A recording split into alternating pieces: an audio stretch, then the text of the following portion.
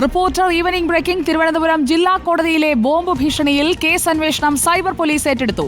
Thiruvananthapuram city cyber ടീമിനാണ് അന്വേഷണ ചുമതല. ഭീഷണി സന്ദേശത്തിന്റെ വിവരങ്ങൾക്കായി പോലീസ് മൈക്രോസോഫ്റ്റിന് കത്ത് നൽകി. കഴിഞ്ഞ ദിവസമാണ് ജില്ലാ കോടതിയിൽ ബോംബ് വെച്ചെന്ന സന്ദേശം എത്തിയത്. എന്നാൽ പോലീസ് പരിശോധിച്ചപ്പോൾ ഒന്നും കണ്ടെത്താൻ കഴിഞ്ഞിരുന്നുമില്ല. റിനു ശ്രീധർ നമുക്കൊപ്പം ചേരുന്നു. റിനു ശ്രീധർ, ഇമെയിലായിട്ട് അതുപോലെ തന്നെ സമൂഹ മാധ്യമങ്ങളിലെ സന്ദേശമായൊക്കെ ഈ ഭീഷണി ഇങ്ങനെ വന്നുകൊണ്ടേയിരിക്കുകയാണ്. സൈബർ ടീമിന്റെ പരിശോധന എങ്ങനെ? റിനു ശ്രീധർ.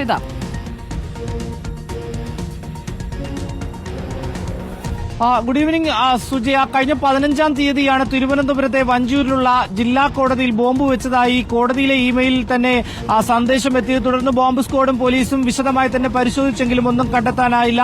തുടർന്ന് അതേസമയം ആറ്റിങ്ങലിലെ കോടതിയിലും അത്തരത്തിലുള്ള ഒരു ഭീഷണി സന്ദേശം വന്നിരുന്നു. ഇപ്പോൾ നിലവിൽ പോലീസ് ഈ കേസ് സൈബർ സെല്ലിന് കൈമാറിയിരിക്കുന്നു എന്നുള്ളതാണ്. സൈബർ സെല്ലാണ് ഇനി ഈ കേസ് അന്വേഷിക്കുക. ഇതുമായി ബന്ധപ്പെട്ടുകൊണ്ടുള്ള കൂടുതൽ വിവരങ്ങൾ ലഭിക്കുന്നതിന് വേണ്ടി മൈക്രോസോഫ്റ്റിന് കത്ത് നൽകുകയും ചെയ്തിട്ടുണ്ട് എന്നുള്ളതാണ്. ഇനി ഈ വിവരങ്ങൾ, അതായത് നിലവിൽ ഏകദേശം 2 മാസത്തിന് ഇടെ 5ഓളം ഭീഷണി സന്ദേശങ്ങളാണ് തിരുവനന്തപുരം ജില്ലയിൽ മാത്രമുണ്ടായത്. അതുകൊണ്ട് തന്നെ ഇതിന്റെ IP അഡ്രസ് എല്ലാം ഏകദേശം ഒന്നാണ്. വിവിധ ഇമെയിൽ ഐഡികളിൽ നിന്നാണ് ഭീഷണി സന്ദേശം എത്തിയത് എന്നുള്ളത് പരിശോധനയിൽ കണ്ടെത്തിയിരുന്നു.